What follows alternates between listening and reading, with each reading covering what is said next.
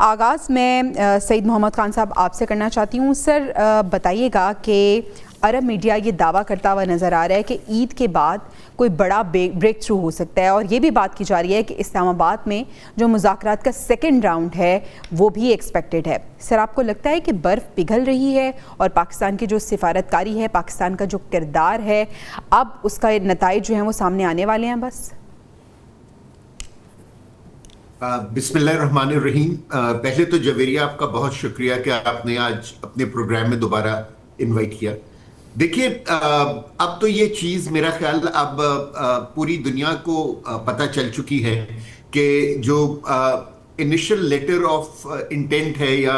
Agreement of intent है between America and Iran, Pakistan अब उसको फाइनलाइज कर रहा है। और जो हमारे इंटीरियर मिनिस्टर के ये जो विजिट्स पिछले एक हफ्ते में 2 हो चुके हैं ईरान में, शायद इस वक्त भी वो ईरान ही में मौजूद हैं, वो इसीलिए हैं कि वो जो फाइन लाइंस हैं और जो फाइन पॉइंट्स हैं उस मुआहदे के, उसको स्ट्रीमलाइन करते हैं। सो मेरा ख्याल है कि Pakistan has achieved what it wanted to achieve, और वो ये है कि ये इलाका जो है एक बहुत बड़ी जंग से बच गया है, और ख़ास तौर पे मुसलमान जो हैं वो एक दूसरे से लड़ने से बच गए जी। आपने अपने इंट्रोडक्शन में बिल्कुल सही फरमाया कि दोनों अमेरिका और ईरान जो हैं वो एक्चुअली अब इस जंग से थक चुके हैं, और दोनों एक स्टेलमेट कंडीशन में हैं कि ना कोई जीत रहा है और ना ही कोई लड़ रहा है, और इस वजह से दोनों इस जंग से निकलना चाहते हैं। लेकिन इजराइल जो है,